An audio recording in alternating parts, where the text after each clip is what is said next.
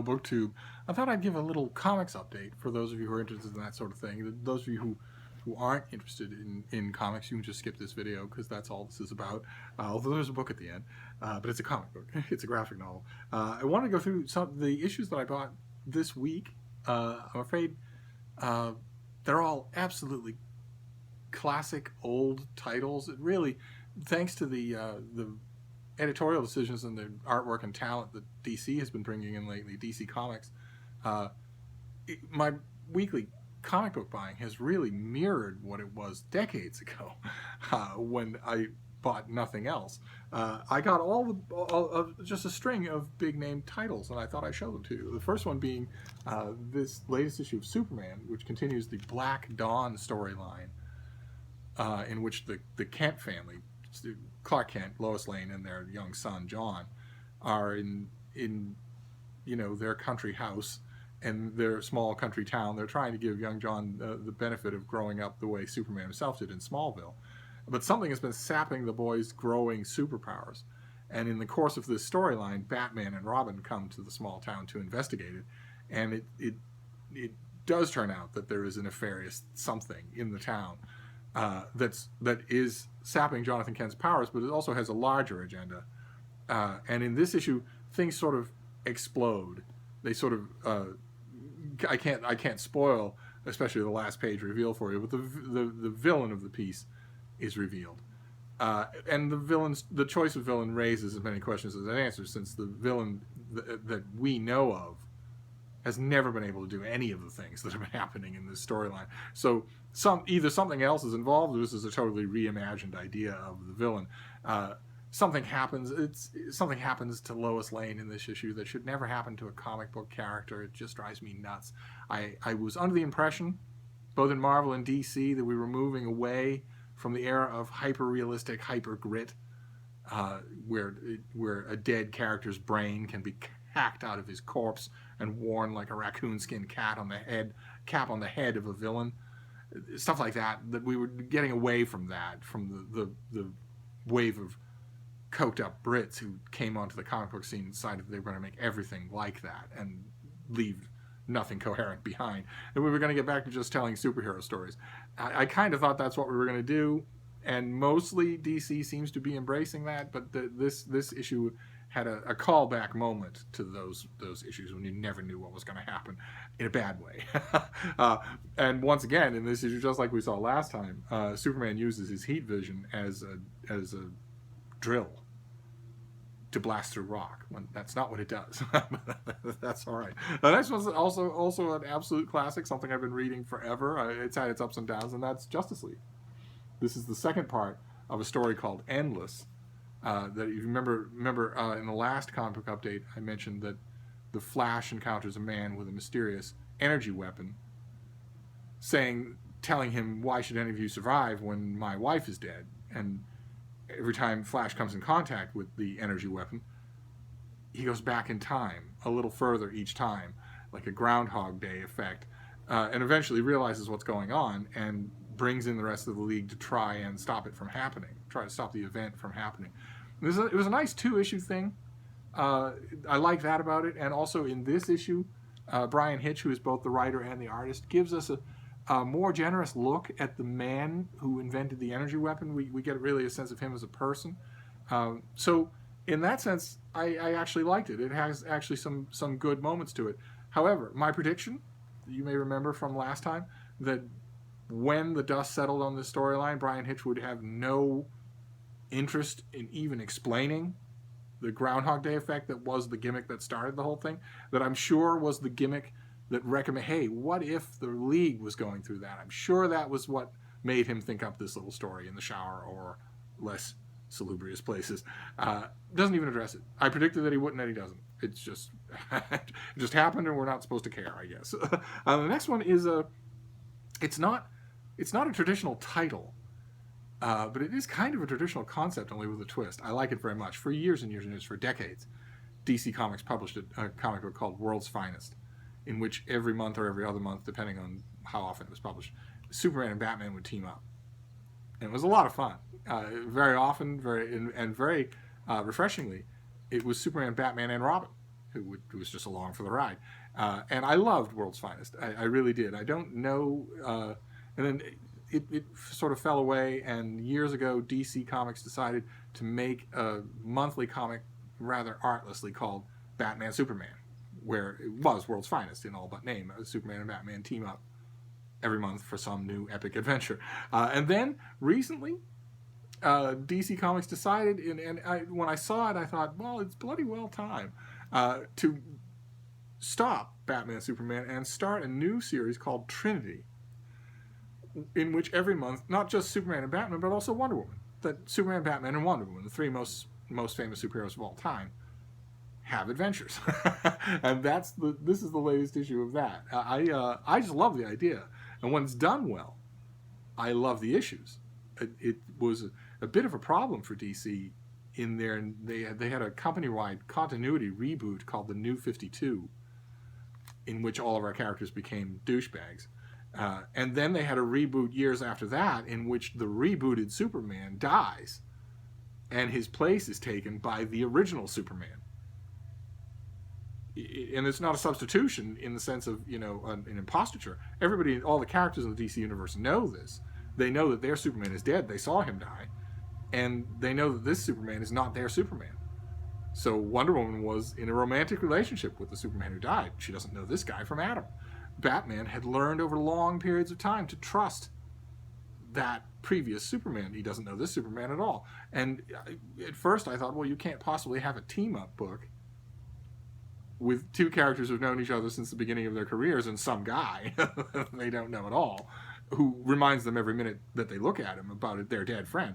That dynamic won't work at all unless the whole series is forever about that dynamic.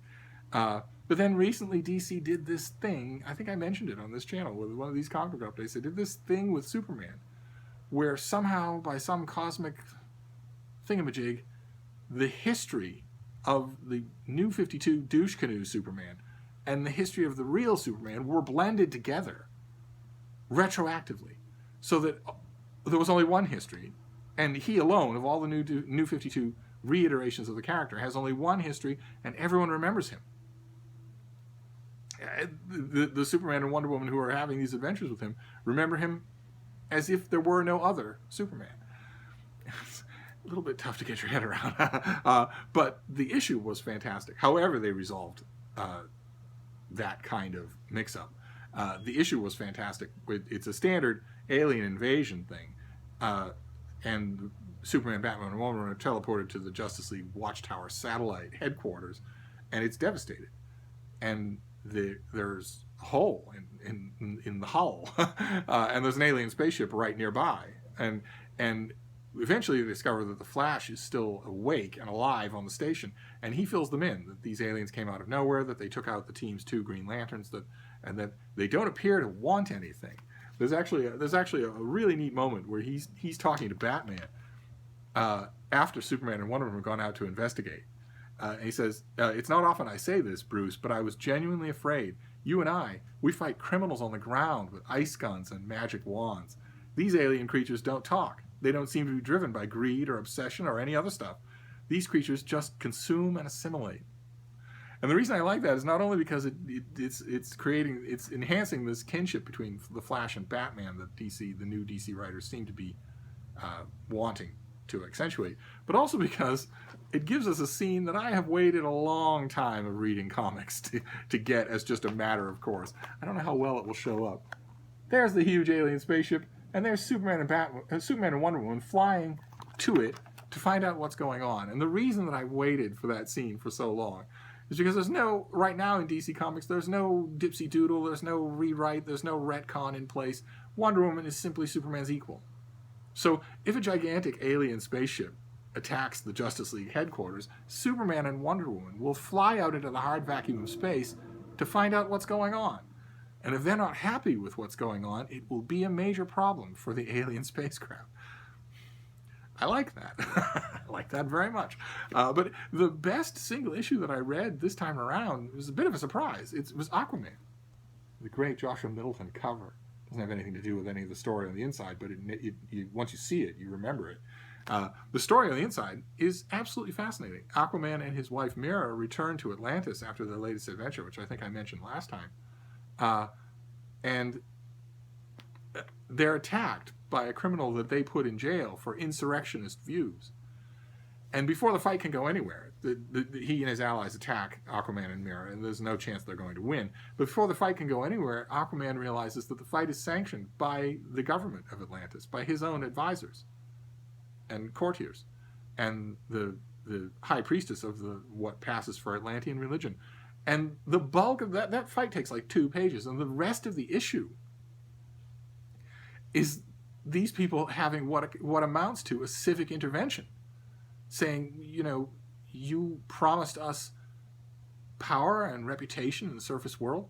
You gave up on conquest. You surrendered our gains to the U.S. president.